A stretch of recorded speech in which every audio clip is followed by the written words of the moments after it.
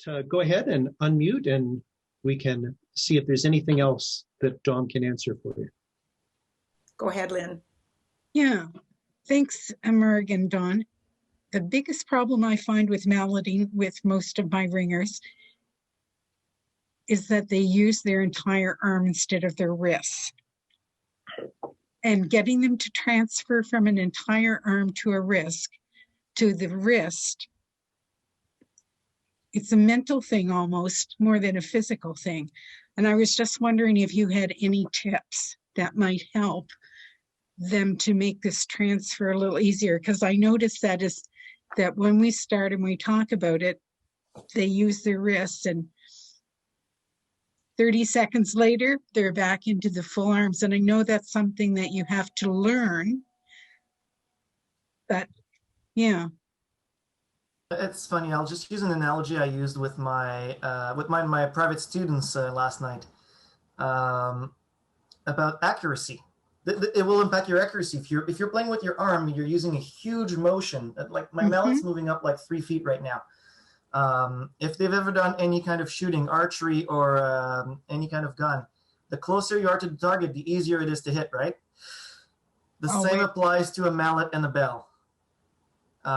So that is an analogy I would use with them. And the other one is practice makes permanent.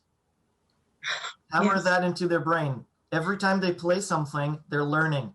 It's not just when they're practicing. You're always practicing. As soon as you're doing something, you're practicing. So constant reminders are helpful. Hello. Getting them to practice a little bit. Just that motion of down, up, down, up. It's a good warm-up anyway. It warms up your wrist, which is good for bells as well. So get them to do down, up, down, up, down, up, all together. They can see each other, and they can... It's good when it's not the conductor telling them off. So if one of the other ringers like, hey, you're using your arm. You're doing the gorilla thing. Don't do the gorilla thing. Be prepared for September. Thank you. I actually thought that what you were going to say is the most difficult thing was getting people to use both mallets and to use both hands. No, that will come, but it's that full arm motion that it's so obvious to use your full arm, but it's not obvious to use your wrist. And it makes such a difference in the sound. Yeah. It's much easier my to doorbell lift. just went. It's just easier to to lift as well when you're just doing the wrist. With the arm, it's harder. There's less bounce. The bounce is more likely to happen with the wrist.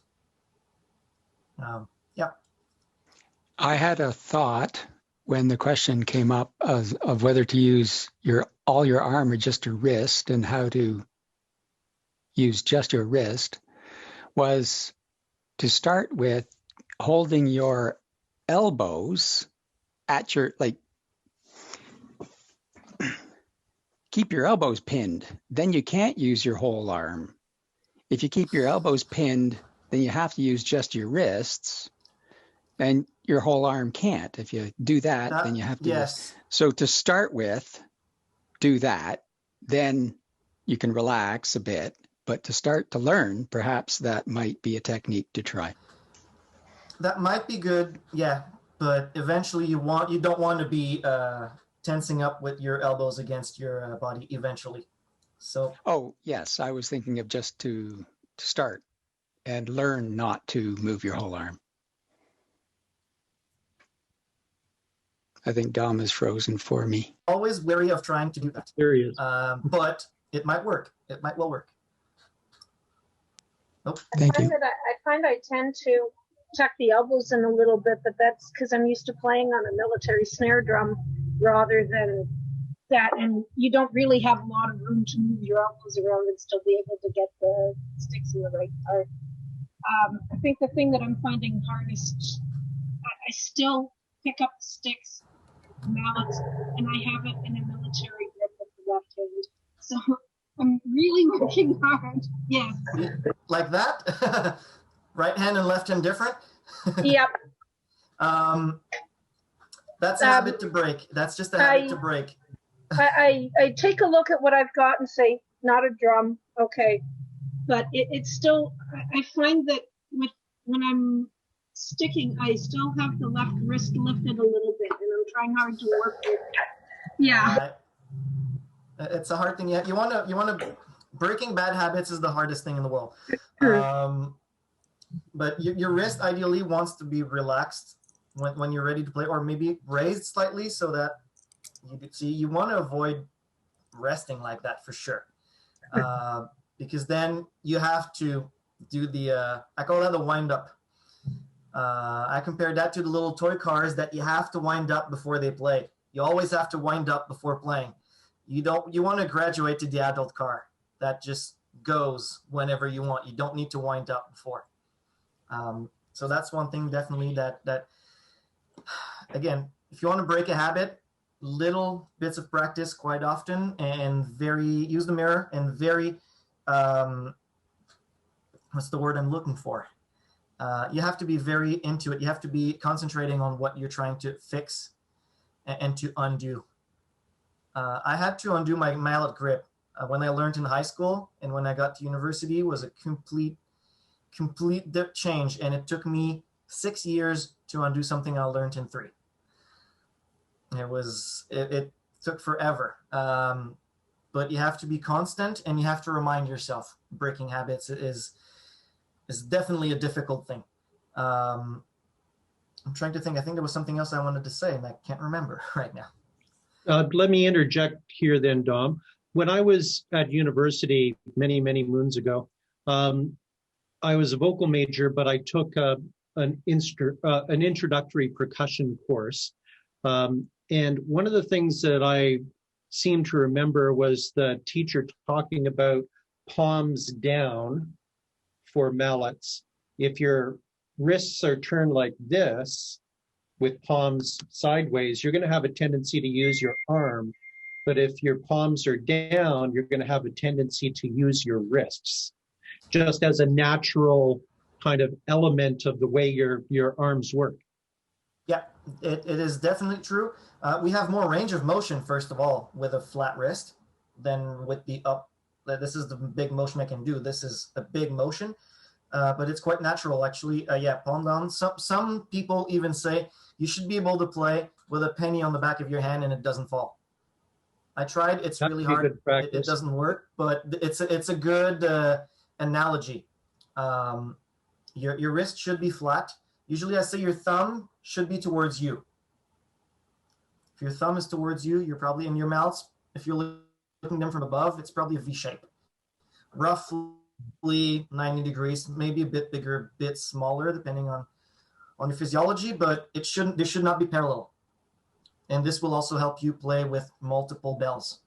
If they're parallel and you try to cross the mallets, you won't be able to play. They'll hit each other. If you're like this, you might be able to reach a little bit around a mallet as well and use 2 mallets rather than doing everything with 1 mallet. So yeah, you're right, Rob.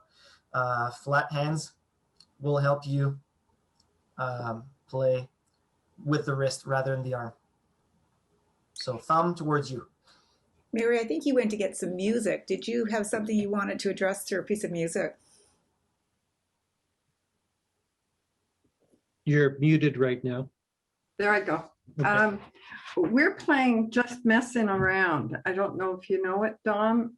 No. Oh, it is just an amazing piece, but it goes fast. It's 8th notes at 102 to 106. What's the name of the composer? Hart Morris. He composes for handbells. Yeah. So like since I am on the computer, that's what it is. I might be able to get a little bit of something from Handbell World or something right now. Do. Yes. Yes, do. It's there. It is worth right. listening to. But now, but even to help, so you have a question regarding that piece? No, my question was, it goes very quickly. I'm playing position 1 and 2 because those are the bells that have been loaned to me. I normally don't play those bells, but this is all meloding and it just flies. But you have answered the questions. Stay close to the bells and use my wrist. Stay close to the bell for sure. Yeah. You know, and there are patterns. Even I'm an adequate sight reader, but you can't be reading the music. You just have to see what pattern is coming and know the pattern. But yeah, close to the bells. That's what I learned today. So thank you very much. Yes, yeah. Always close to play fast is the only good way. You might find it becomes unhealthy if you're trying to do big motions really fast. You're just working super hard. I'm lazy, so I don't like to work super hard. But you mentioned a good point. Fast music might need memorizing. Well, Definitely. I have memorized these little segments that repeat, but they don't go in the same order all the time. So as you're reading along, I mean, we're only 3 or 4 weeks into this, but as you're going along, you just have to see the pattern and then the next pattern. And it's quite exciting. Anybody wants to listen to a fun bell piece, just messing around. It's on, what was the site? Handbell. I did find it on Handbell World, so yeah. It looks like a good piece. I'll go listen to it after the tutorial. Yeah. How many bells do you play? Is it just 2, or do you have also some accidentals in there? Oh, I have E, F, and F sharp. So you got So I have 3 bells. 3 bells. And as you can see, you have the F and F sharp all the time. Yeah, so. Yeah. So for that, I would put the mallets in the order that makes the most sense. Sometimes low to high is not the best way. I know it's been drilled into our heads to keep the bells in the order that they go in, up and down. Yeah. But sometimes the malleting works better if you maybe put the F sharp in the middle. If you're good at remembering that you've done that, it might help with stickings. Another thing is, I would make a copy. I know it's illegal and I know I'm recorded. It's destroyed once you're done. But make a copy for practice. Write your stickings and maybe even color code the 3 bells. That's a good idea. Yes. So visually, you're not reading everything. You're just reading, okay, E, F. You got 3 bells, and it becomes a game of playing whack-a-mole. Yeah. You don't have time to think. It's just, you got everything ready. It's very exciting. I suggest to anybody that wants to listen to it. And I can see, this is the Bronze Foundation Academy that's doing it. I can see us playing this at the next festival in a mini ring. It is just so much fun. And it'll take us a year or 2 to get it ready. Anyways, thank you for your help. Dom, I think you've really given all of us a lot of great suggestions, and the questions and the answers that have been going back and forth, I think, have been very rich and very positive today. So thanks again on behalf of the Ontario Guild of English Handbell Ringers for watching this tutorial, being part of the Q&A session. Thank you.